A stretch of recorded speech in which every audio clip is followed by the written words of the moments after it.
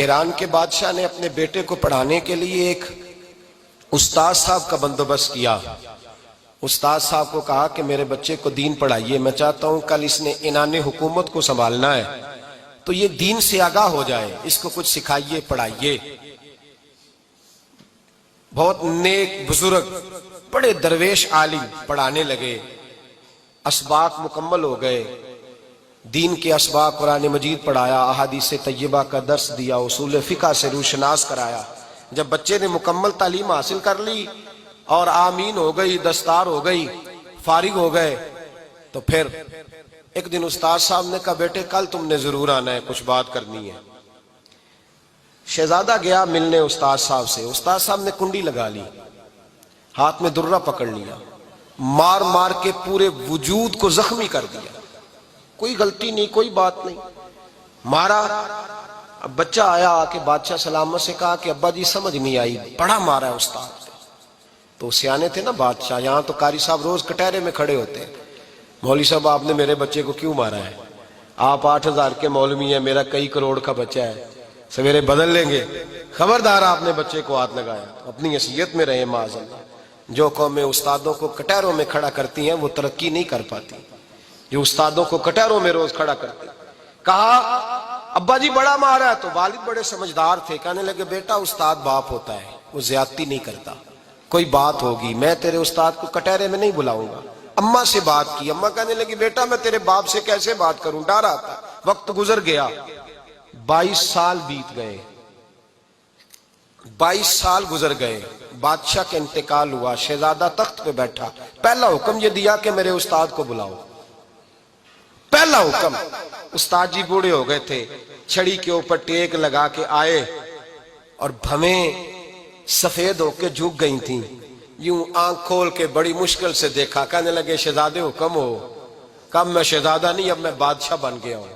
استاد جی 22 سال بیت گئے، آپ نے مارا تھا، پر وہ درد چونکہ زیادتی کی تھی، میرا قصور کوئی نہیں تھا، تو نہ میری روح سے درد گیا ہے نہ میرے جسم سے گیا ہے، میں بے اختیار تھا، پوچھ نہیں سکتا تھا، آج با اختیار ہوا ہوں۔ سب سے پہلے پہلا حکم آپ کو دیا، بلایا ہے، بتائے کیوں مارا تھا، کیوں مجھے مارا تھا، میری زیادتی بتائے۔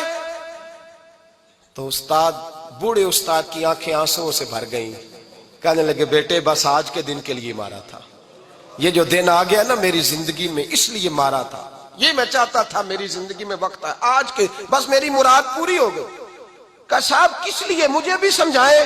آپ فرمانے لگے کتنی دیر ہو گئی تجھے مار کھائے ہوئے، کتنا زمانہ بیت گیا؟ کہنے لگا 22 سال۔ فرمایا زخم بھولے تو نہیں، درد ختم تو نہیں ہوئی، تمہیں بات ایک منٹ کے لیے بھی تمہارے حافظے سے محو تو نہیں ہوئی؟ کہا استاد جی روز رات کو یاد آتی، روز خیال آتا تھا۔ استاد کہنے لگے بھائی تو بے اختیار تھا، پوچھ نہیں سکا، 22 سال تجھے یاد رہا، مجھے پتا تھا تو ایک دن حکمران بنے گا، میں نے تجھے اس لیے مارا تھا کہ بیٹے یاد رکھنا، کسی پہ ظلم نہ کرنا، اگر تجھے 22 سال تک یاد رہا ہے تو جس پر تو ظلم کرے گا اسے بھی قیامت تک یاد رہے گا، اور یہ یاد رکھنا تو آج با اختیار ہوا تو تو نے مجھے بلا لیا ہے، قیامت کے دن غریب با اختیار ہو جائیں گے، مظلوم با اختیار ہو جائیں گے، وہ با اختیار ہوں گے للہ الواحد القہار، رب کریم کی بارگاہ کے اندر ان کا اختیار ہوگا، اکیلے اللہ کی حکمرانی ہوگی، پھر وہ بلائیں گے بڑے بڑے کج کلا، دنیا میں جن کی پگڑیاں اونچی تھیں وہ سر جھکائے کھڑے ہوں گے، دنیا میں جو ڈکٹیٹر بنتے تھے ان کی پشتیں لال ہوں گی، ان کو غدار لکھا جائے گا، قیامت تک نہیں بھولے گا۔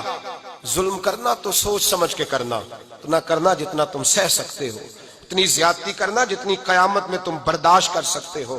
میرے نبی کریم صلی اللہ علیہ وسلم نے فرمایا ظلم سے بچو، یہ قیامت کے اندھیروں میں سے ایک اندھیرا ہوگا، زندگی میں زیادتی نہ کریں، اگر تھوڑی دیر کے لیے کوئی چیز برداشت کر جائیں گے تو وہ فائدہ دے جائے گی، کچھ دیر کے لیے اگر سہ جائیں گے تو نفع مل جائے گا، سہنے کی کوشش کریں لیکن زیادتی نہ کریں، نظر کو، سوچ کو، ذہن کو پاک رکھیں، اور میرے بھائی زندگی پوری ظلم سے بچیں، زیادتی سے بچیں۔